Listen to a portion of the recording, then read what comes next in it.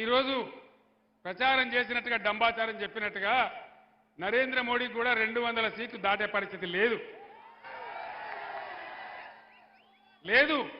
వార్తలు వస్తా ఉన్నాయి రోజు పేపర్లలో, మీరు కూడా చూస్తా ఉన్నారు. నేను మీ అందరిని ఒకటే కోరుతా ఉన్నా, ఈ మోకాలో ఇలా తెలంగాణలో పార్లమెంట్ సీట్లన్నీ మనమే గెలిస్తే పేగులు దిగేదాకా కొట్లాడేది ఒకటే ఒక పార్టీ, బీఆర్ఎస్ పార్టీ.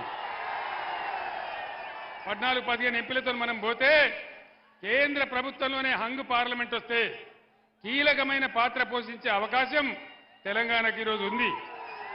కాబట్టి దయచేసి మన గోదావరి కాపాడుకోవాలన్నా, మన కృష్ణ కాపాడుకోవాలన్నా, తెలంగాణకు రావాల్సిన నిధులు రాబట్టుకోవాలన్నా, మన ప్రాజెక్టులకు జాతీయ హోదా రావాలన్నా, నిరుద్యోగ సమస్య తీరాలన్నా, మన బతుకులు బాగుపడాలన్నా ఖచ్చితంగా ఇలా బీఆర్ఎస్ అభ్యర్థులే గెలవాలి.